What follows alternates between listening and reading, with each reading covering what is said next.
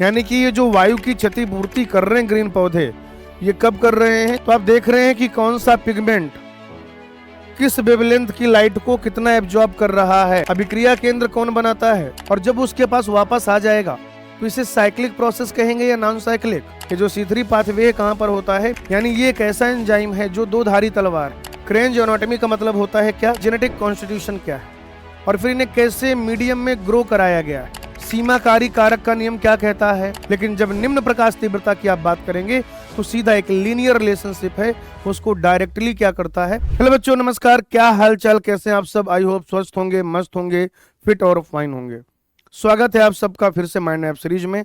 और आज हम कवर करने वाले हैं उच्च पादपों में प्रकाश संश्लेषण, यानी कि photosynthesis in higher plants. Photosynthesis in higher plants. अगर आप नीट के पॉइंट ऑफ व्यू से देखें तो लगभग 2 से 3 सवाल का वेटेज जो है इस चैप्टर का रहता है। 2 सवाल, 3 सवाल, हो सकता हो कभी 4 सवाल भी पूछ ले, क्योंकि बड़ा चैप्टर है, इंपॉर्टेंट चैप्टर है, कॉन्सेप्चुअल चैप्टर है, बहुत सारे पार्ट है इसमें। जिसमें आप इंट्रोडक्टरी पार्ट पढ़ते हो, बहुत सारे वैज्ञानिकों के प्रयोग और उनका निष्कर्ष पढ़ते हो। फिर बेटा आप पढ़ते हो लाइट रिएक्शन के बारे में, जिसमें जल के अणु का विखंडन है, जिसमें साइक्लिक फोटोफॉस्फोरिलीकरण है, जिसमें गैर चक्रीय फॉस्फोरिलीकरण है, जिसमें रसोपरासरणी संकल्पना है, परिकल्पना है। उसके बाद आप डार्क रिएक्शन में जाते हो। डार्क रिएक्शन में बड़ी सारी चीजें हैं, C3 पाथवे है, C4 पाथवे है, और फिर आखिरी में आपको फैक्टर्स भी पढ़ने होते हैं। तो इतनी सारी चीजें हैं, कहीं से भी सवाल जो है पूछा जा सकता है। आज का जो हमारा टॉपिक है, आज का जो हमारा लक्ष्य है, उच्च पादपों में प्रकाश संश्लेषण। उच्च पादपों में प्रकाश संश्लेषण, इसका माइंड मैप अपन कवर करने वाले हैं बेटा। ठीक है, अगर आप ये रिएक्शन देखें कि 6 CO2 लिए हैं आपने, ठीक है जी, 6 आपने क्या लिए हैं, CO2 लिए हैं। 12 वाटर की प्रेजेंस में अगर आप उनके रिएक्शन कराएं तो फिर ग्लूकोज मिलता है, ऑक्सीजन जो है वो निर्मुक्त होता है यहाँ से, और साथ ही साथ जल के भी अणु मिल जाते हैं। अगर स्टार्टिंग के आप कुछ एक प्रयोग देखें, ठीक है ना, तो एक तो सबलित पत्ती का प्रयोग था, सबलित पत्ती का प्रयोग, ठीक है ना, जिसमें आप देखते हैं जी, या जिस प्रयोग के बाद आपको ये पता चलता है कि जो हरा भाग है वह प्रकाश की उपस्थिति में प्रकाश संश्लेषण करता है और वहां पर स्टार्च देखने को मिलता है। अगर आप उस हरे भाग को ढक दें तो प्रकाश वहां तक ना जा पाए, और जब वहां तक प्रकाश नहीं जा पाएगा तो फिर बच्चों प्रकाश संश्लेषण नहीं होगा, और जब वहां पर प्रकाश संश्लेषण नहीं होगा तो ग्लूकोज नहीं बनेगा, और अल्टीमेटली आपको स्टार्च भी देखने को नहीं मिलेगा।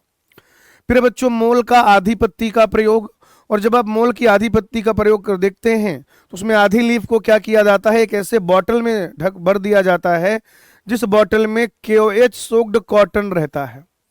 क्या रहता है बेटा? KOH, पोटेशियम हाइड्रोक्साइड में भीगा हुआ कपास रहता है जिसमें। और जब पोटेशियम हाइड्रोक्साइड में भीगा हुआ कपास रहता है तो आप देखते हैं कि फिर वहां पर भी स्टार्च देखने को नहीं मिलेगा, क्योंकि ये जो KOH है, KOH क्या करता है बेटा, CO2 का अवशोषण कर लेता है। पोटेशियम हाइड्रोक्साइड क्या करता है, कार्बन डाइऑक्साइड को एब्जॉर्ब कर लेता है, और जब कार्बन डाइऑक्साइड को एब्जॉर्ब कर लेगा KOH तो फिर वहां पर प्रकाश संश्लेषण नहीं होएगा। इससे हमें ये पता चलता है कि CO2 भी क्या है बेटा, प्रकाश संश्लेषण के लिए आवश्यक है।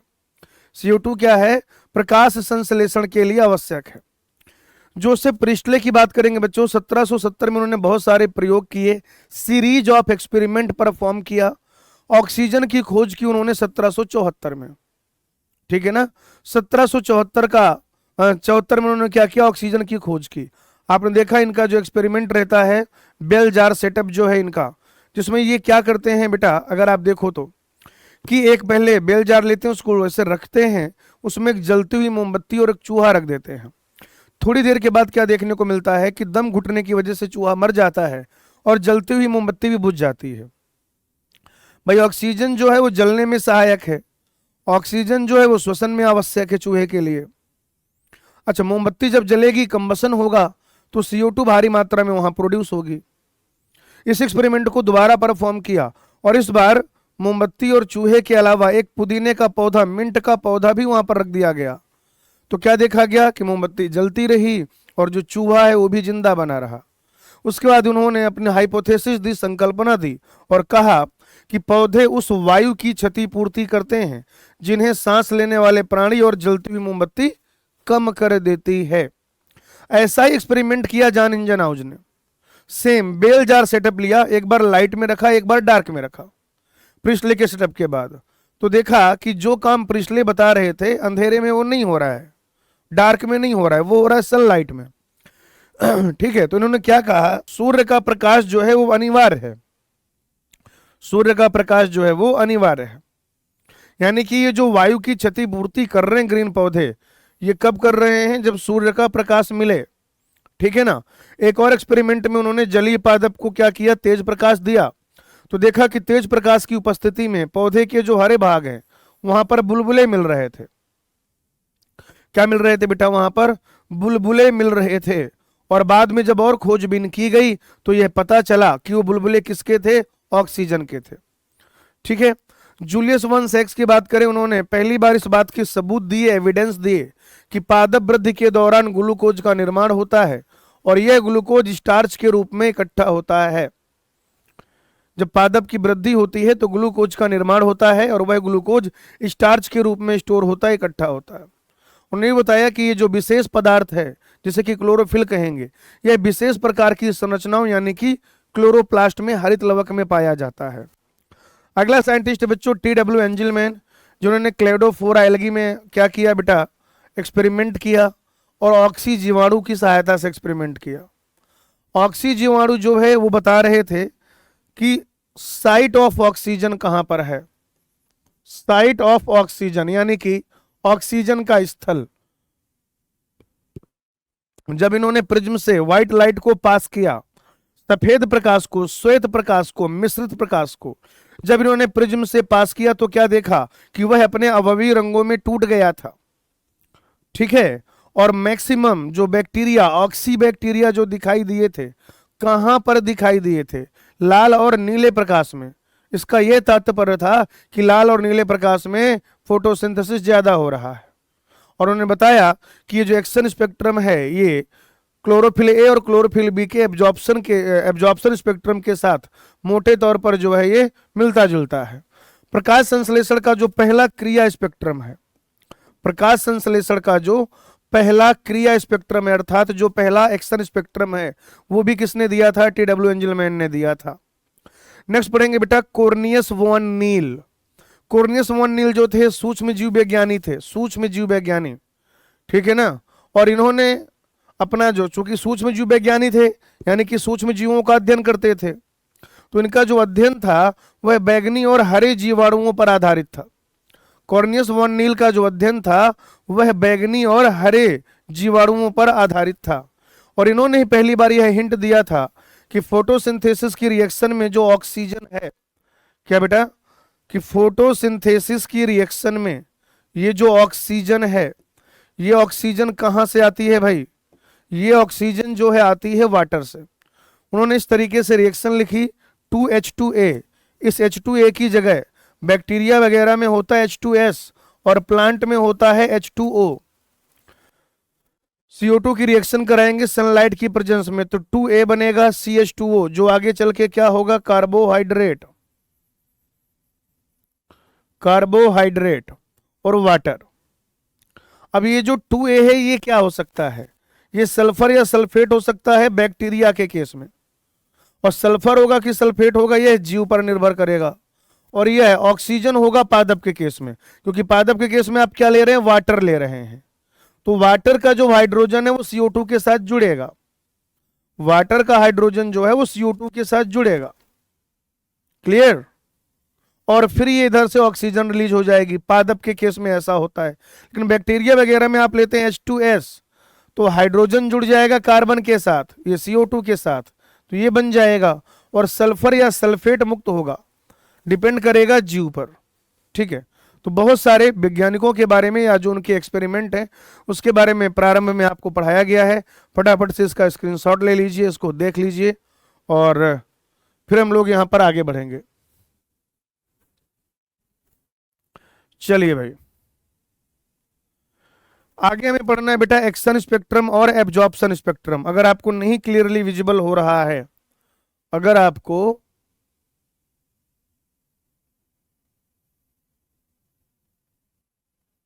क्लियरली नहीं विजिबल हो रहा है तो बच्चों ये है क्लोरोफिल ए।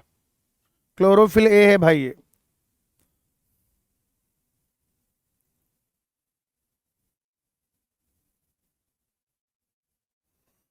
और ये है क्लोरोफिल बी। Chlorophyll B.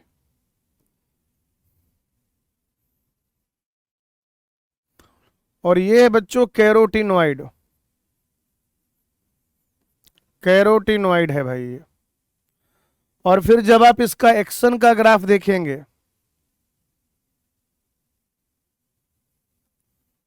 तो ये आपको एक्शन का ग्राफ जो है कुछ ऐसा मिलेगा। यहां पर आप ले लीजिए 400 नैनोमीटर और यहां 700। ये देखिए, इधर ये ब्लू प्रकाश है, उधर क्या है, लाल है भाई, लाल। तो आप देख रहे हैं कि कौन सा पिगमेंट किस वेवलेंथ की लाइट को कितना एब्जॉर्ब कर रहा है। ठीक है ना, कौन सा पिगमेंट, कौन सा वर्णक किस वेवलेंथ की लाइट को कितना एब्जॉर्ब कर रहा है, ये आप बेटा यहां से देख सकते हैं। ठीक है ना, और कौन सा पिगमेंट किस लाइट को, कौन सी वेवलेंथ की लाइट को कितना एब्जॉर्ब करता है। जब आप इसका ग्राफीय निरूपण करते हैं या जब भी आप इसको ग्राफ के द्वारा प्रदर्शित करते हैं तो फिर उसे कह दिया जाता है एक्शन स्पेक्ट्रम या क्रियात्मक वर्णक्रम। एक्शन स्पेक्ट्रम या क्रियात्मक वर्णक्रम कह दिया जाता है। ठीक है, तो आप देख रहे हैं कि जो क्लोरोफिल ए है, लाल प्रकाश में, लाल प्रकाश का ज्यादा अवशोषण करता है क्लोरोफिल ए और उससे थोड़ा कम उससे थोड़ा कम करता है क्लोरोफिल बी। लेकिन नीले प्रकाश का ज्यादा अवशोषण करता है क्लोरोफिल बी। अच्छा, अगर आप क्लोरोफिल ए की बात करें कि वो लाल प्रकाश का ज्यादा अवशोषण करता है नीले प्रकाश का, तो आप कहेंगे नीले प्रकाश का। तो बच्चों जो मुख्य वर्णक होता है वो क्लोरोफिल ए होता है। जो मुख्य वर्णक होता है, मुख्य वर्णक है बेटा यहां पर क्लोरोफिल ए, याद रखिएगा आप। अच्छा, अगर आप देखें कि रेट ऑफ फोटोसिंथेसिस कहां ज्यादा देखने को मिल रहा है तो वही 430 नैनोमीटर के आसपास और उधर 680 690 नैनोमीटर के आसपास। बेटा जो रेट ऑफ फोटोसिंथेसिस है वह कहां पर ज्यादा देखने को मिल रहा है, एक तो इधर नीले प्रकाश में और दूसरा इधर लाल प्रकाश में। ठीक है ना, लाल प्रकाश में। और फिर ये तुलना की गई है, ये जो रेट ऑफ फोटोसिंथेसिस है, ऊपर जो आप ग्राफ देख रहे हैं ये रेट ऑफ फोटोसिंथेसिस का है, प्रकाश संश्लेषण की दर का है, और नीचे ये जो आपने देखा हुआ है ये एब्जॉर्प्शन का है, क्लोरोफिल ए के द्वारा एब्जॉर्प्शन का है। ये नीली लाइन जो है ये क्लोरोफिल ए का एब्जॉर्प्शन का ग्राफ है और फिर ये प्रकाश संश्लेषण की दर का ग्राफ है। तो आप देख रहे हैं कि नीले और लाल प्रकाश में ज्यादा हो रहा है। एक सवाल यहां पर यह पूछा जाता है कि ये दोनों ग्राफ क्या एक दूसरे को पूरी तरीके से अतिव्यापित करते हैं। ये दोनों ग्राफ क्या एक दूसरे को पूरी तरीके से अतिव्यापित करते हैं। तो बच्चों आपका आंसर होगा कि नहीं, ये दोनों ग्राफ एक दूसरे को पूरी तरीके से अतिव्यापित नहीं करते। मान लीजिए बच्चों कि ये ग्राफ अगर मैं ऐसे बनाता, ये जो लाल वाली लाइन है अगर इसका ग्राफ में कुछ इस तरीके का बनाता, जैसा मैंने ब्लैक लाइन खींच दिया है लाल लाइन के बजाय, रेड लाइन के लिए जो मैंने ब्लैक लाइन खींची, अगर कुछ ऐसा ग्राफ होता, अगर कुछ ऐसा होता, अगर कुछ ऐसा होता, तब तो हम कह सकते थे कि हाँ ये एक दूसरे का पूरी तरीके से अति व्यापन करते हैं, ये एक दूसरे का पूरी तरीके से अति व्यापन करते हैं। लेकिन बच्चों जब आप यहां पर देखोगे तो आपको पता चलेगा, जब आप यहां पर देखोगे तो आपको पता चलेगा कि इन क्षेत्रों में जहां प्रकाश का संश्लेषण, जहां पर प्रकाश का एब्जॉर्प्शन ना के बराबर है, इन क्षेत्रों में बेटा जहां जहां पर क्या है भाई, जहां पर प्रकाश का क्या है, जहां पर प्रकाश का एब्जॉर्प्शन ना के बराबर है, वहां पर भी आपको एक सिग्निफिकेंट अमाउंट में फोटोसिंथेसिस होता हुआ दिखाई दे रहा है। वहां पर भी आपको एक सिग्निफिकेंट अमाउंट में फोटोसिंथेसिस होता हुआ दिखाई दे रहा है। इसका मतलब क्या है, क्या हो रहा है भाई यहाँ पर? तो बेटा ये तो क्लोरोफिल ए का एब्जॉर्प्शन है, बाकी तो कैरोटिनॉइड जो है और आपका क्या है क्लोरोफिल बी, वो भी तो लाइट को एब्जॉर्ब करता है। तो वो लोग क्या करते हैं, मतलब वो पिगमेंट क्या करते हैं, लाइट को एब्जॉर्ब करते हैं और फिर उसे ट्रांसफर कर देते हैं रिएक्शन सेंटर को या क्लोरोफिल ए को। साथ ही साथ वो क्लोरोफिल ए को फोटो ऑक्सीडेशन से भी बचाते हैं। किससे बचाते हैं बेटा? फोटो ऑक्सीडेशन से। अच्छा, जब भी आप फोटोसिंथेसिस पढ़ेंगे तो आपको वहां पर बताया जाएगा कि पत्ती या लीफ का ये जो आप कलर देखते हैं, पत्ती या लीफ का जो आप कलर देखते हैं, ये जो कलर है, जो रंग है, ये किसी एक वर्णक की वजह से नहीं है। ठीक है ना? पत्तियों का जो रंग होता है वो किसी एक वर्णक की वजह से नहीं होता, बल्कि वो 4 वर्णों की वजह से होता है। 4 वर्णक होते हैं, chlorophyll A, chlorophyll B, xanthophyll और कैरोटिनॉइड। एनसीईआरटी ऐसा लिख रही है, chlorophyll A, chlorophyll B, xanthophyll और कैरोटिनॉइड। और जब आप इनको देखोगे बच्चों, जब आप इनको देखोगे पेपर क्रोमेटोग्राफी कराने के बाद, तो क्लोरोफिल ए का जो रंग है वो आपको चमकीला या फिर नीला हरा दिखाई देगा। कैसा दिखाई देगा? चमकीला अथवा नीला हरा, चमकीला अथवा नीला हरा। क्लोरोफिल बी जो है वो आपको पीला हरा दिखाई देगा। क्लोरोफिल बी जो है वो आपको दिखाई देगा बच्चों पीला हरा, पीला हरा दिखाई देगा। जेंथोफिल जो है, जेंथोफिल, जेंथोफिल आपको पीला दिखाई देगा। और कैरोटिनॉइड कैसा दिखाई देगा? पीला से नारंगी पीला। कैसा दिखाई देगा भाई? पीला से नारंगी पीला तक दिखाई देगा। तो क्लोरोफिल ए जो है चमकीला या नीला हरा, क्लोरोफिल बी पीला हरा, जेंथोफिल पीला, कैरोटिनॉइड जो है वो पीला से नारंगी पीला। अभी बेटा बात करते हैं प्रकाशीय विक्रिया के, जिसे आप प्रकाश रसायन चरण भी कहते हैं, फोटोकेमिकल फेज कह दिया जाता है बेटा इंग्लिश में। ये जो लाइट रिएक्शन है इसी को कह दिया जाता है फोटोकेमिकल फेज, प्रकाश रसायन चरण या प्रकाश रसायन अवस्था, जिसमें प्रकाश का अवशोषण होगा, जल के अणु का विघटन होगा, ऑक्सीजन रिलीज होगी यानी कि O2 का निष्कर्षण होगा और एटीपी तथा NADPH2 का निर्माण होगा। एटीपी तथा NADPH2 का निर्माण होगा। ठीक है भाई। और ये जो प्रकाश तंत्र है, प्रकाश तंत्र, प्रकाश तंत्र की अगर आप बात करें तो प्रकाश तंत्र में 2 चीजें होती हैं, एक होता है अभिक्रिया केंद्र और दूसरा लाइट हार्वेस्टिंग कॉम्प्लेक्स। अभिक्रिया केंद्र कौन बनाता है? आप कहेंगे क्लोरोफिल ए का एक मॉलिक्यूल, एक अणु। भाई प्रकाश तंत्र में क्या है? बहुत सारे वर्णक आपको मिलेंगे। प्रकाश तंत्र तो वर्णकों का समूह होता ही है। प्रकाश तंत्र जो है वह तो बच्चों वर्णकों का समूह होता ही है। ठीक है ना? तो अभिक्रिया केंद्र कौन बनाएगा? क्लोरोफिल ए का एक अणु। बाकी के बचे हुए chlorophyll A, chlorophyll B, carotenoid, xanthophyll, वो सब किसका पार्ट हो जाएंगे? लाइट हार्वेस्टिंग कॉम्प्लेक्स का पार्ट हो जाएंगे। अच्छा, प्रकाश तंत्र आपके पास 2 तरीके के हैं, 2 तरीके का फोटो सिस्टम है बेटा। एक तो है PS1 और दूसरा है PS2। क्या है भाई? एक है PS1 और एक है PS2। ये सवाल पूछा जाता है कि PS1 और PS2 नाम किस आधार पर दिया गया है? PS1 और PS2 नाम किस आधार पर दिया गया है? तो आप कहेंगे खोज के आधार पर दिया गया है। किसके आधार पर दिया गया है बेटा? खोज के आधार पर दिया गया है। PS1 का जो अभिक्रिया केंद्र है वह मैक्सिमम 700 नैनोमीटर तक की लाइट को एब्जॉर्ब करता है, तो उसे कह देंगे P700। और जो PS2 का अभिक्रिया केंद्र है 680 नैनोमीटर की लाइट, तो क्या हो जाएगा? P680। तो भाई अभिक्रिया केंद्र होगा LSC होगा, चाहे कोई सा फोटो सिस्टम हो, इनके अभिक्रिया केंद्र को क्या कह देंगे? PS1 वाले को P700 और PS2 वाले को क्या कह देंगे? P680। क्या कह देंगे बेटा? P680 कह देंगे। अच्छा, यहां पर अगर आप देखें तो पहले हम लोग पढ़ रहे हैं अचक्रीय फॉस्फोरिलीकरण। ठीक है ना? ये दोनों चीजें बच्चों हम एक साथ पढ़ेंगे। एक तो क्या? अचक्रीय फॉस्फोरिलीकरण, उसी से मिलता है, मतलब उसी का ही कॉन्सेप्ट है जेड स्कीम, और उसी से संबंधित है रसोपरासरणी परिकल्पना। तो ये सारी चीजें हम एक साथ पढ़ रहे हैं। क्या होता है बच्चों, इधर देखो जरा ध्यान से। जब ये सूर्य का प्रकाश पड़ेगा तो इसका इलेक्ट्रॉन निकला, वो गया प्राइमरी एक्सेप्टर के पास, बहुत सारे इलेक्ट्रॉन कैरियर से होता हुआ वो इलेक्ट्रॉन गया किसके पास? PS1 के पास।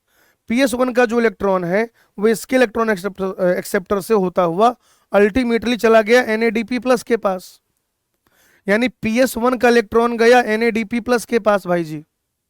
किसके पास गया? NADP प्लस के पास। NADP ने इलेक्ट्रॉन लिया, स्ट्रोमा से प्रोटॉन लिया और क्या बन गया? NADPH2। NADPH2 बन गया। तो इस प्रकार आप देखते हैं कि PH2 से निकला हुआ इलेक्ट्रॉन ये अल्टीमेटली यहां जाएगा और यहां का जो इलेक्ट्रॉन है वो कहां पहुंचेगा? NADP प्लस के पास जाएगा। यानी वापस जो इलेक्ट्रॉन है वो रिएक्शन सेंटर के पास नहीं आ रहा। इलेक्ट्रॉन जो है वो वापस रिएक्शन सेंटर के पास नहीं आएगा। इलेक्ट्रॉन जो है वो वापस रिएक्शन सेंटर के पास नहीं आएगा। इसीलिए इसे क्या कहते हैं? Non cyclic photophosphorylation. बेटा ये ना तो वन शॉट है और ना ही ये लेक्चर है, ये माइंड मैप है ताकि आप जल्दी जल्दी रिवाइज कर पाए। ये रिवीजन का जुगाड़ है भाई। कुछ लोग कहेंगे सर पूरा डिटेल, बेटा डिटेल के लिए लेक्चर होता है, उसका जो जूस है, जो आउटकम है, जो सवाल पूछे जाते हैं, ठीक है ना, वो मैंने सारे आपको कवर कराए हैं। क्या कि जब बेटा जो अंतिम इलेक्ट्रॉन है, सॉरी जो इलेक्ट्रॉन है वो वापस रिएक्शन सेंटर के पास नहीं आता, इसलिए इसको कहते हैं नॉन साइक्लिक फोटोफॉस्फोरिलेशन या गैर चक्रीय फोटोफॉस्फोरिलीकरण। और ये जो इलेक्ट्रॉन का मूवमेंट है विभिन्न बहुत सारे कैरियर से होता हुआ, कोई भी इलेक्ट्रॉन को अपने पास नहीं रखता, वो अगले इलेक्ट्रॉन वाहक को दे देते हैं इस तरीके से। तो जब वो अगले इलेक्ट्रॉन वाहक को दे देंगे, अगला और अगले को दे देगा, अल्टीमेटली जाएगा NADP प्लस के पास। और जब आप इनको रेडॉक्स पोटेंशियल के हिसाब से व्यवस्थित करोगे, जब आप इनको रेडॉक्स पोटेंशियल के हिसाब से व्यवस्थित करोगे तो बेटा ये जेड के जैसा दिखाई देगा, इसीलिए इसे जेड स्कीम कहेंगे। क्या क्या होता है इस लाइट रिएक्शन में या यहाँ पर? एक तो जल का विखंडन होता है बेटा, ऑक्सीजन निकलता है, ATP का निर्माण होता है और NADPH2 का भी निर्माण होता है। और बेटा NADPH2 का भी निर्माण होता है। अच्छा, इसमें जो प्राथमिक इलेक्ट्रॉन ग्राही है वो फियोफाइटिन है, अंतिम इलेक्ट्रॉन ग्राही जो है वो NADP प्लस है। स्थल हो जाएगा इसका ग्रेनाल एम्ले। आप ये देखिए आखिरी में ये जो NADP प्लस है, ये NADP प्लस क्या कर रहा है? 2 इलेक्ट्रॉन ले रहा है, 2 प्रोटॉन ले रहा है।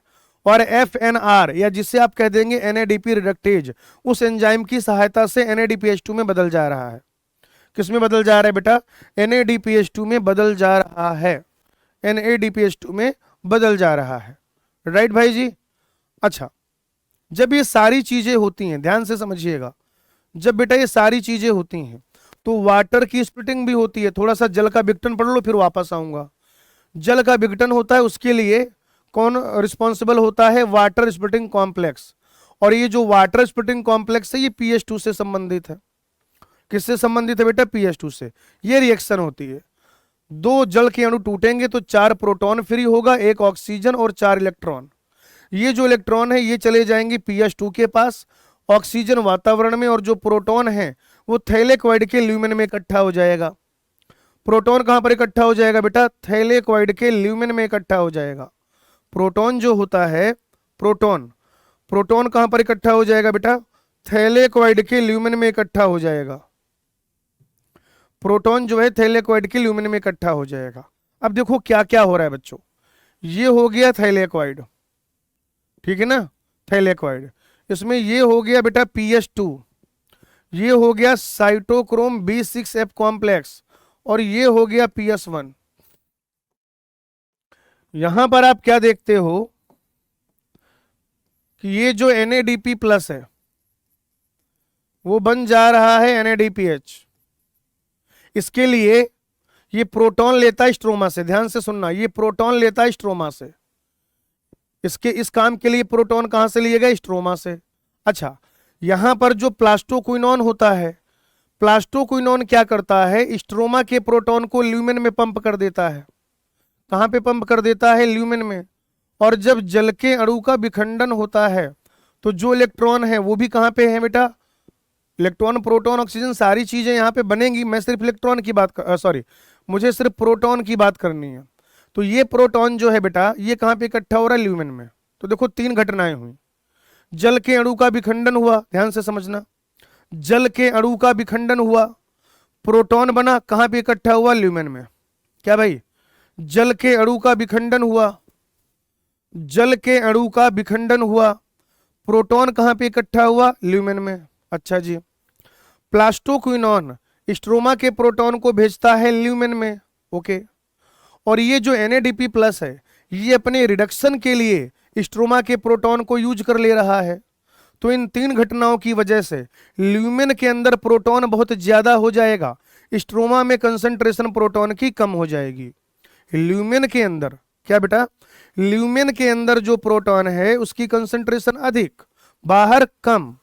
फिर ये होगा फैसिलिटेटेड डिफ्यूजन प्रोटॉन का, प्रोटॉन का होगा बेटा सुसाध्य विसरण, किससे होकर, आप कहेंगे CF0 पार्टिकल से होकर, ठीक है। और ये F1 पार्टिकल क्या करेगा, ATP का निर्माण करा देगा। यही तो है रसोपरासरणी परिकल्पना।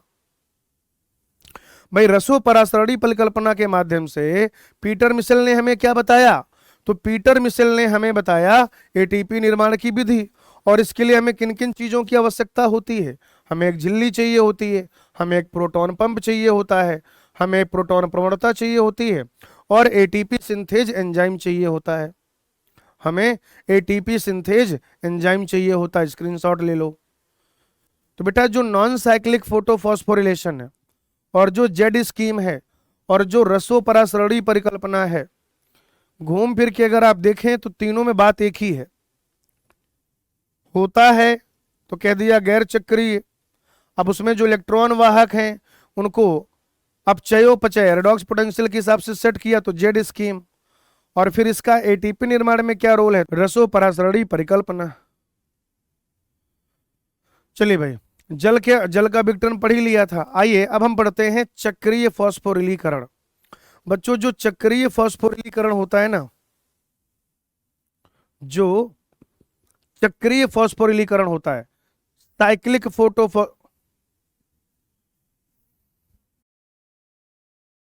यहां पर बेटा फोटो जोड़ेंगे और यहां पर भी फोटो जोड़ेंगे। फोटो फॉस्फोरिलेशन, एनर्जी लाइट से मिल रही है ना, तो फोटो फॉस्फोरिलेशन।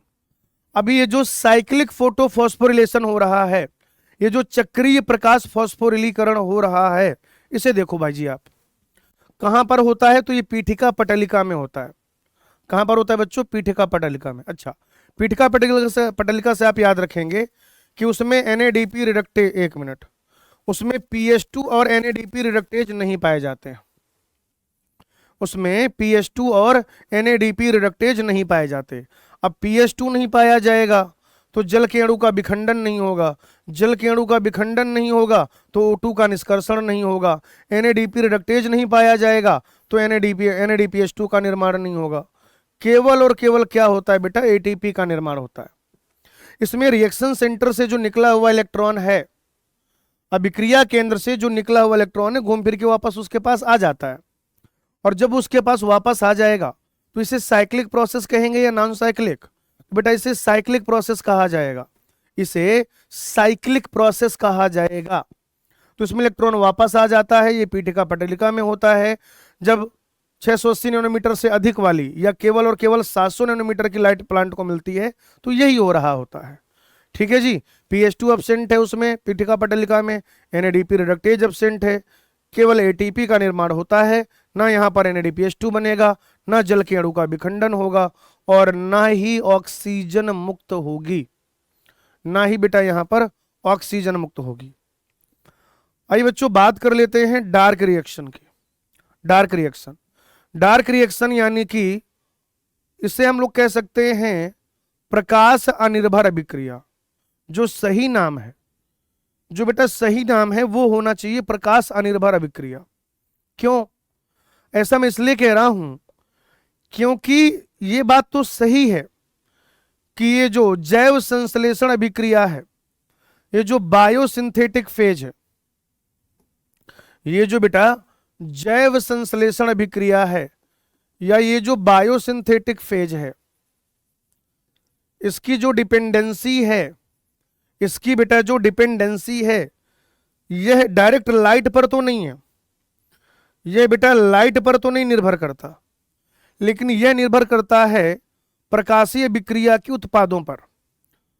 प्रकाश अनिर्भर अभिक्रिया निर्भर करती है ATP और NADPH2 पर। तो लाइट प्लांट को मिलेगी तो लाइट रिएक्शन चलेगी, प्लांट को लाइट मिलेगी तो लाइट रिएक्शन चलेगी, और जब लाइट रिएक्शन होगी तो एटीपी और NADPH2 का निर्माण होगा।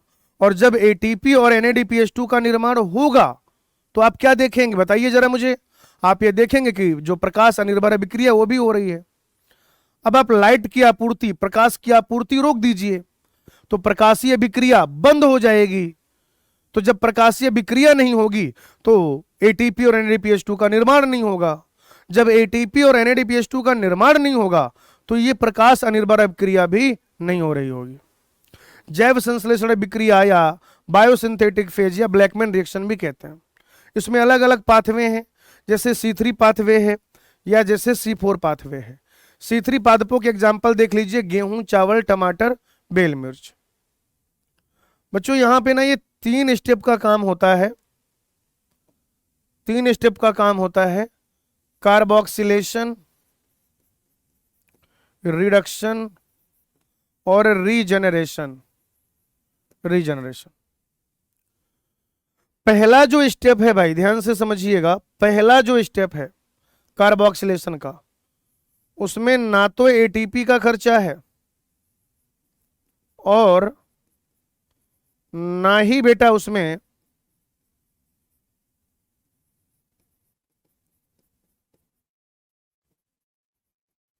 NADPH2 का खर्चा है।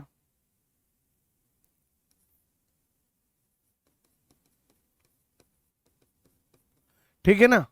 पहला जो स्टेप है कार्बोक्सिलेशन का, उसमें क्या होगा, जो प्राथमिक CO2 ग्राही है, जो यहां पर प्राथमिक CO2 ग्राही है, जिसका नाम क्या होता है बेटा, उस प्राथमिक CO2 ग्राही का नाम होता है RUBP, राइबोलोज बिसफॉस्फेट, जो कि 5 कार्बन का है। वो CO2 को ग्रहण करेगा। इस स्टेप में ना एटीपी चाहिए ना NADPH2 चाहिए।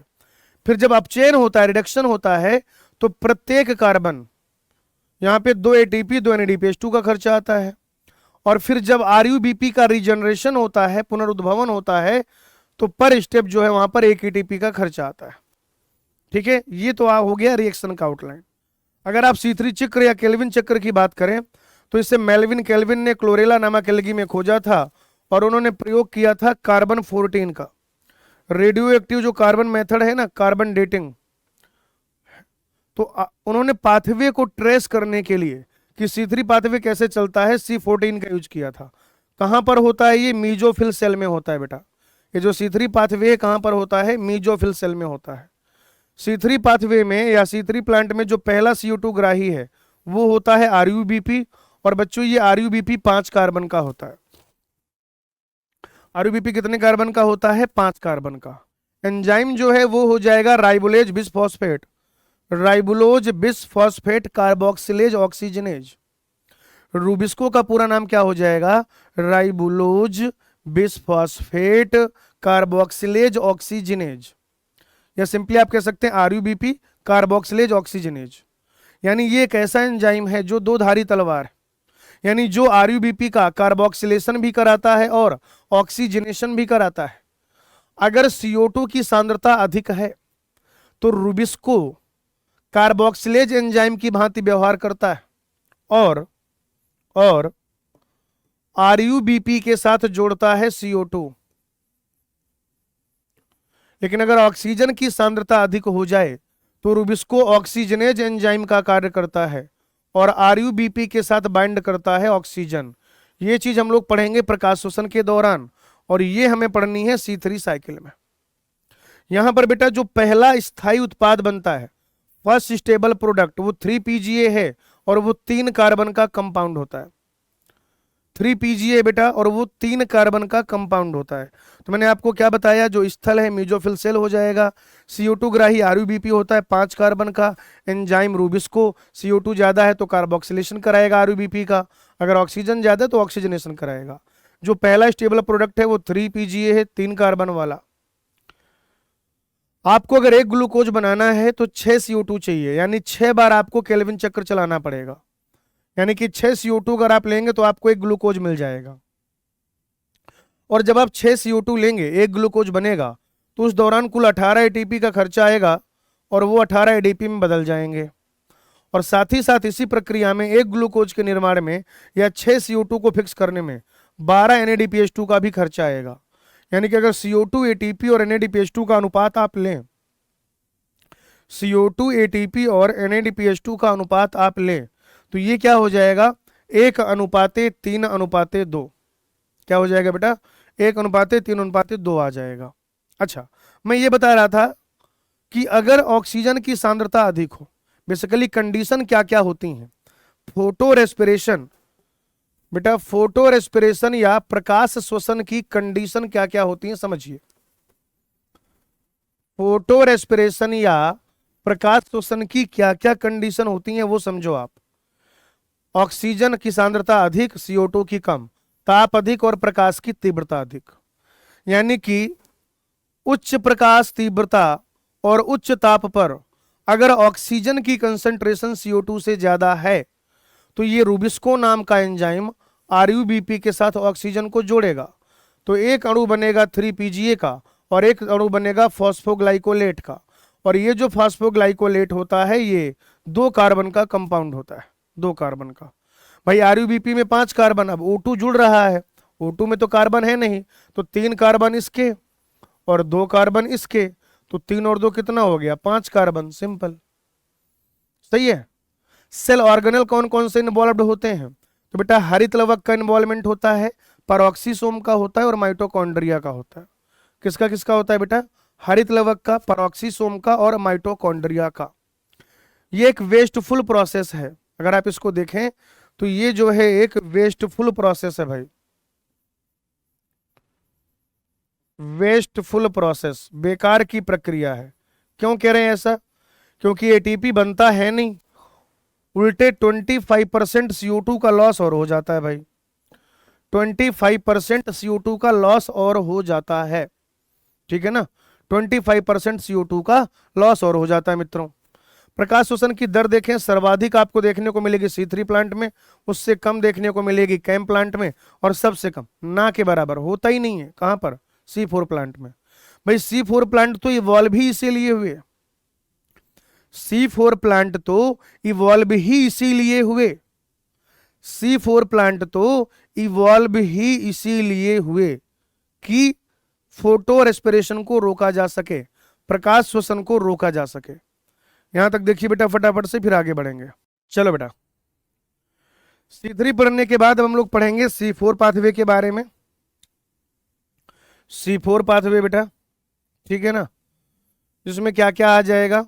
अच्छा, C4 पाथवे को हम लोग हैच एंड स्लैग पाथवे भी कहते हैं, C4 पाथवे को हम लोग हैच एंड स्लैग पाथवे भी कहते हैं, ठीक है। ज्वार, बाजरा, मक्का, गन्ना, ये सब प्लांट आ जाएंगे। C4 प्लांट में आपको एक चीज खास बात याद रखनी है, एक तो ये क्या है, यहाँ पर करेंज एनाटॉमी पाई जाती है, और साथ ही साथ 2 प्रकार के छोटे बड़े ग्रेनल, एक ग्रेनल, वो डाइमॉर्फिक क्लोरोप्लास्ट पाए जाते हैं। करेंज एनाटॉमी का मतलब होता है क्या, घेरे जैसा, घेरे जैसा।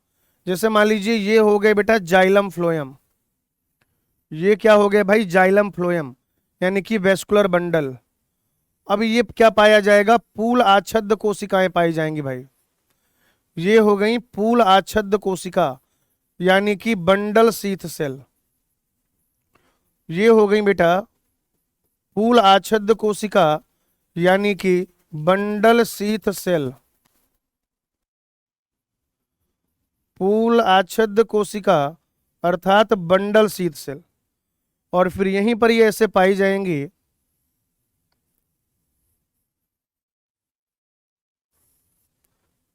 पर्ण मध्ययुतक कोशिका या मीजोफिल सेल। तो 2 सेल मिला के ये पूरी फोटोसिंथेसिस करती हैं भाई, 2 कोशिकाओं का आपस में कोऑपरेशन है तब ये फोटोसिंथेसिस हो पाता है, तब ये क्या हो पाता है बेटा, फोटोसिंथेसिस हो पाता है, ठीक है। इसमें जो प्राथमिक CO2 स्थिरीकरण का स्थल है, प्राथमिक CO2 स्थिरीकरण का जो स्थल है वो होता है बेटा मीजोफिल सेल। क्या होता है भाई, वो होता है मीजोफिल सेल। प्राथमिक CO2 ग्राही होता है phosphoenol pyruvate, PEP, phosphoenol pyruvate, PEP। अच्छा, पहला जो एंजाइम है कार्बोक्सिलेशन का एंजाइम वो होता है पेपकेज, और पहला स्थायी उत्पाद ऑक्जेलोसिटिक एसिड 4 कार्बन का, इसलिए इसको कहते हैं C4 पथ। यहां पर पहला स्थायी उत्पाद 3Pg है, 3 कार्बन का, इसलिए इसको कहते हैं C3 चक्र। क्या कहते हैं बेटा? C3 चक्र कहते हैं। ठीक है, तो अपन बात कर रहे थे C4 पद की बेटा। अपन किसकी बात कर रहे थे? अपन बात कर रहे थे C4 पद की या हैच एंड सेलेक्ट पद की। इन C4 पादपों की खास बात क्या है बताइए मुझे। तो आप कहेंगे कि जो C4 पाथवे है, C4 पाथवे में क्रेंजी शरीर पाया जाता है और डाइमॉर्फिक, दो तरीके के हरित लवक पाए जाते हैं क्लोरोप्लास्ट। इसमें 2 बार होता है CO2 का फिक्सेशन। C4 पाथवे में CO2 का फिक्सेशन 2 बार होता है। जब पहली बार होगा तो कह देंगे प्राथमिक, जब फाइनल होगा तो कह देंगे अंतिम। तो बच्चों जो प्राथमिक CO2 का स्थिरीकरण स्थल है वो है मीजोफिल। प्राथमिक CO2 ग्राही है फॉस्फोइनॉल पाइरुवेट 3 कार्बन का, एंजाइम है पेप्केज, और पहला जो स्थायी उत्पाद है वह है ऑक्जेलो एसिटिक अम्ल और वो होता है 4 कार्बन का, 4 कार्बन का। बच्चों जो अंतिम CO2 स्थिरीकरण स्थल है वह है बंडल शीत कोशिका। यहां पर CO2 ग्राही है RUBP और एंजाइम जो होता है वो होता है रूबिस्को। एंजाइम कौन सा होता है बेटा? रूबिस्को होता है, रूबिस्को, रूबिस्को। अगर आप देखें कि ये जो बंडल शीत सेल हैं, बंडल शीत सेल, ये बच्चों जो बंडल शीत सेल है ना, बंडल शीत सेल यानी कि पूल आच्छादित कोशिका, ये गैसों के लिए अप्रवेश है, गैसों के लिए अप्रवेश यानी कि इम्परमिएबल है भाई। और ये जो C4 पादप है ये हाई टेम्परेचर के लिए अडेप्टेड हैं, उच्च ताप के लिए अनुकूलित। हाई टेम्परेचर पे भी इनमें बढ़िया फोटोसिंथेसिस होता है भाई। हाई टेम्परेचर, उच्च ताप पे भी इनका जो अनुकूलतम ताप है, इष्टतम ताप है, वो होता है 30 से 40 डिग्री सेल्सियस। 30 से 40 डिग्री सेल्सियस। इस पूरी प्रक्रिया में ओवरऑल अगर आपको एक ग्लूकोज मॉलिक्यूल बनाना है, अगर आपको ग्लूकोज का एक मॉलिक्यूल बनाना है तो 6 CO2 का खर्चा आएगा। 6 CO2 से एक ग्लूकोज मिलेगा। कुल 30 ATP और 12 NADPH2 का खर्चा आएगा। 30 ATP और 12 NADPH2 का खर्चा आएगा।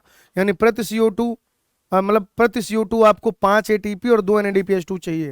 यानी कि सिंपलेस्ट रेशियो हो जाएगा CO2 अनुपाते ATP अनुपाते NADPH2, यानी कि 1 अनुपाते 5 अनुपाते 2, 1 अनुपाते 5 अनुपाते 2। फटाफट से ले लो भाई स्क्रीनशॉट, आगे बढ़ेंगे। फटाफट से स्क्रीनशॉट ले लीजिए मित्रों, आगे बढ़ेंगे।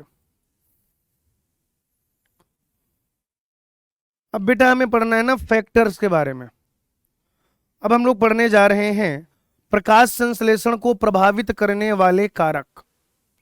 अब कारक कुछ इंटरनल होते हैं, कुछ एक्सटर्नल होते हैं, यानी कि आंतरिक कारक होते हैं और बाह्य कारक होते हैं। क्या भाई?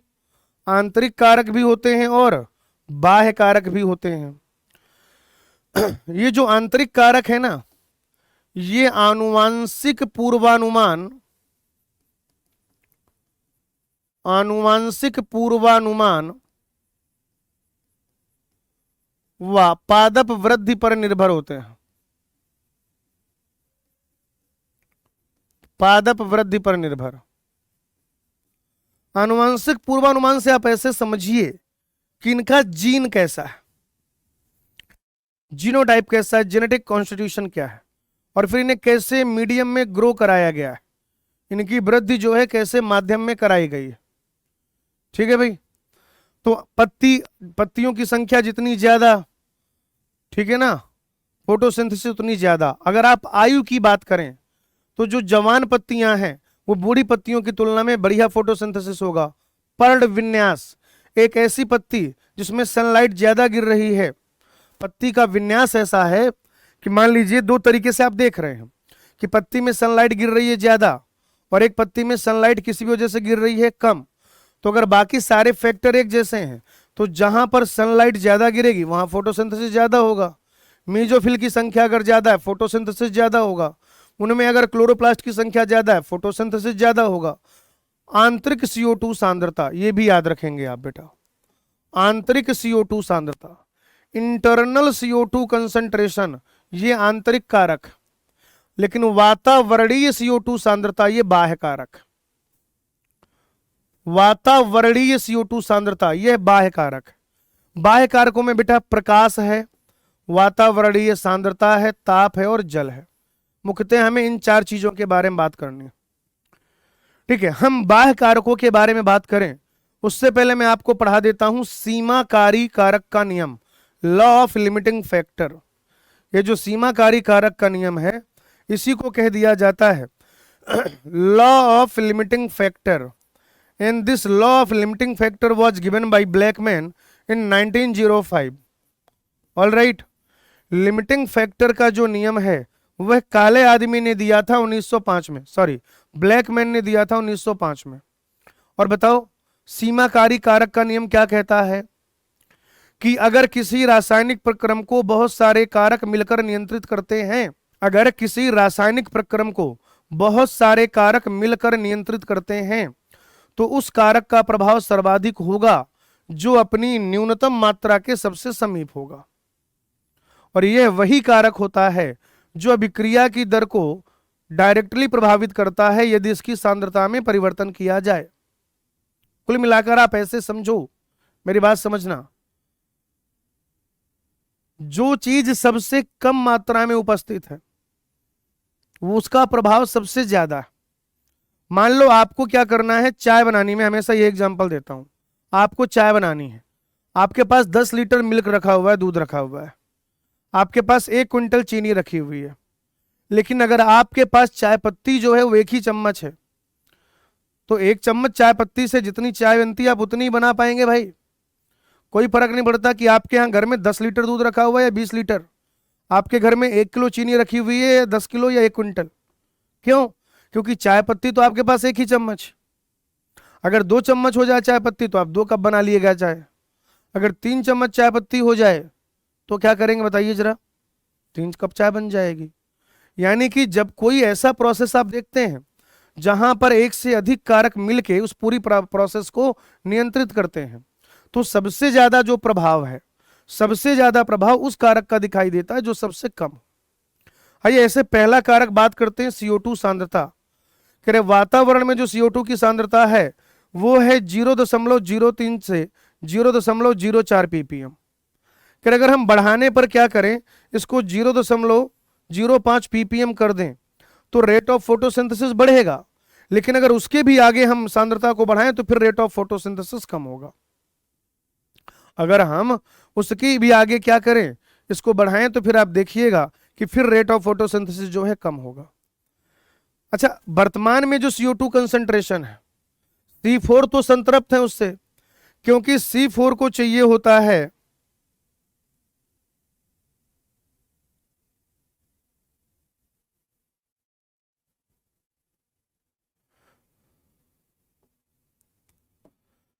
इसको ऐसे लिख लेंगे बेटा म्यू लीटर पर लीटर, क्योंकि अगर ppm में लिखा जाएगा तो ये हो जाएगा 300 से 400 ppm। सब लिखा हुआ है, बस वो थोड़ा सा म्यू लीटर पर लीटर कर लीजिए, इसको म्यू लीटर पर लीटर है ना। यानी कि जो सांद्रता है वो कितनी है, 300 से 400 ppm।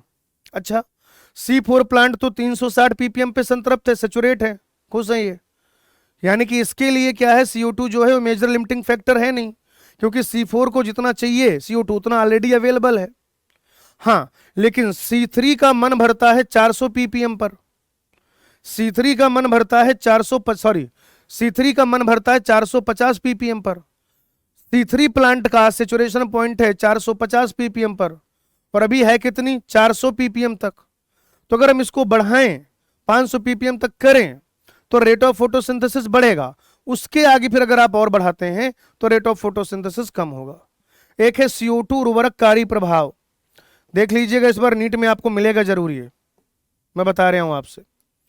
C3 प्लांट या C3 प्लांट को जब ऐसे इन्वायरमेंट में ग्रो कराया जाता है जो CO2 इनरिच्ड है, जो एक CO2 इनरिच्ड इन्वायरमेंट है, CO2 इनरिच्ड, तो C3 प्लांट जो होते हैं, C3 प्लांट अगर उनको एक ऐसे वातावरण में आप ग्रो कराएं जहां पे CO2 की सांद्रता अधिक है, जैसे कि ग्रीन हाउस में अगर आप ग्रो कराते हैं तो अगर CO2 की सांद्रता अधिक होगी तो उनकी उत्पादकता भी अधिक होगी। टमाटर और बेल मिर्च जैसे प्लांट में ऐसा देखा गया है। इसको कहा जाता है CO2 उर्वरककारी प्रभाव। इसको क्या कहा जाता है बेटा? इसको कहा जाता है CO2 उर्वरककारी प्रभाव। कि C3 प्लांट जैसे टमाटर व बेल मिर्च इत्यादि को अगर CO2 इनरिच्ड इन्वायरमेंट में ग्रो कराया जाए, अगर CO2 इनरिच्ड इन्वायरमेंट में ग्रो कराया जाए तो आप क्या देखेंगे कि उनकी उत्पादकता बढ़ जाती है, उनकी उत्पादकता बढ़ जाती है। और इसे कहा जाता है CO2 उर्वरककारी प्रभाव। इसे क्या कह दिया जाता है? CO2 उर्वरककारी प्रभाव कह दिया जाता है। भाई दोस्तों, अगले कारक की बात कर लेते हैं, जल। जल आप जानते हैं कि फोटोसिंथेसिस की रिएक्शन का सबस्ट्रेट भी है। जल जो है बेटा वो फोटोसिंथेसिस की रिएक्शन का सबस्ट्रेट है। जल जो होता है वो फोटोसिंथेसिस की रिएक्शन का सबस्ट्रेट होता है। अच्छा, तो अगर सबस्ट्रेट ही नहीं है तो प्रोडक्ट कैसे बनेगा? दूसरा और भी पंगा है। अगर जो है आपने देखा कि जल कम है, उस स्थिति में क्या हो जाएगा? उस स्थिति में आप देखेंगे कि स्टोमेटा क्लोज हो जाएंगे, जो रंध्र होते हैं वो बंद हो जाएंगे। ठीक है जी, रंध्र क्या हो जाएंगे बेटा? बंद हो जाएंगे। तो जब भी रंध्र बंद हो जाते हैं तो रेट ऑफ फोटोसिंथेसिस कम हो जाता है, या पत्ती मुरझा जाएगी। अगर पादप को पानी कम मिल रहा है, अगर प्लांट को वाटर कम मिल रहा है तो पत्ती मुरझा जाएगी, और जब पत्ती मुरझाएगी तो उसका सरफेस एरिया कम हो जाएगा, उसका पृष्ठ क्षेत्रफल कम होगा, तो प्रकाश संश्लेषण की दर भी कम हो जाएगी। ठीक है भाई, चलिए ताप की बात कर लेते हैं। ताप जो है मुख्यतया अप्रकाशीय अभिक्रिया को प्रभावित करता है। ताप जो होता है वह मुख्यतया अप्रकाशीय अभिक्रिया को प्रभावित करता है। क्यों? क्योंकि जो अप्रकाशीय अभिक्रिया है ये मेनली क्या है? एक एंजाइम के द्वारा, एक मतलब एक ऐसी अभिक्रिया जो बहुत सारे एंजाइम के द्वारा नियंत्रित की जाती है। अप्रकाशीय अभिक्रिया के हर स्टेप में आप अलग अलग तरीके के एंजाइम देखते हैं, और एंजाइम की कार्यविधि पर ताप का प्रभाव आपको बायोमोलिकुलर चैप्टर में पढ़ाया ही जाता है। तो वही बता रहे हैं कि मेनली ये क्या करता है? अप्रकाशीय अभिक्रिया को प्रभावित करता है। अच्छा, जो C3 पादप है, C3 पादप बच्चों, C3 पादप को अगर आप देखें तो ये 20 से 50 डिग्री सेल्सियस इनका क्या है? इष्टतम ताप है, अनुकूलतम ताप है। और C4 पादप थोड़ा अधिक है, 30 से 40 डिग्री सेल्सियस। 30 से 40 डिग्री सेल्सियस जो है वो उनका क्या है? अनुकूलतम ताप। आइए बच्चों बात करते हैं प्रकाश की, लाइट की। तो लाइट ना अलग अलग तरीके से नियंत्रित करता है या प्रभाव डालने की कोशिश करता है। क्या भाई जी?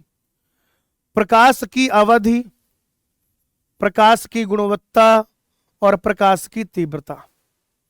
यहां पर गुणवत्ता का मतलब होता है तरंग दैर्ध्य से। यहां पर गुणवत्ता का मतलब होता है तरंग दैर्ध्य से। और आप जानते हैं कि जो फोटोसिंथेटिक एक्टिव रेडिएशन है वो तो 400 से 700 नैनोमीटर है। वो क्या है बेटा? 400 से 700 नैनोमीटर। ये बात हो गई गुणवत्ता की। अवधि की बात कर लीजिए। अवधि ओवरऑल फोटोसिंथेसिस को प्रभावित करता है। प्रकाश की जो अवधि है ये ओवरऑल फोटोसिंथेसिस को तो प्रभावित करेंगे, ओवरऑल फोटोसिंथेसिस को तो प्रभावित करेंगे। ये जो हैं ओवरऑल फोटोसिंथेसिस को तो प्रभावित करेंगे, लेकिन प्रकाश संश्लेषण की दर को प्रभावित नहीं करेंगे अगर प्रकाश की तरंग दैर्ध्य और तीव्रता समान है। मैं लिख देता हूं, मैं यहां पर एक पॉइंट लिख देता हूं। अगर प्रकाश की तीव्रता व तरंग दैर्ध्य समान हो, अगर प्रकाश की तीव्रता व तरंग दैर्ध्य समान हो तो अवधि का रेट ऑफ फोटोसिंथेसिस पर कोई प्रभाव नहीं होता।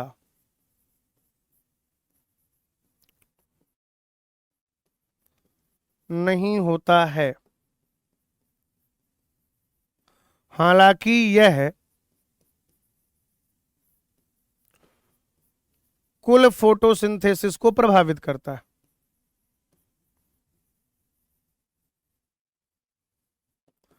कुल फोटोसिंथेसिस को प्रभावित करता है।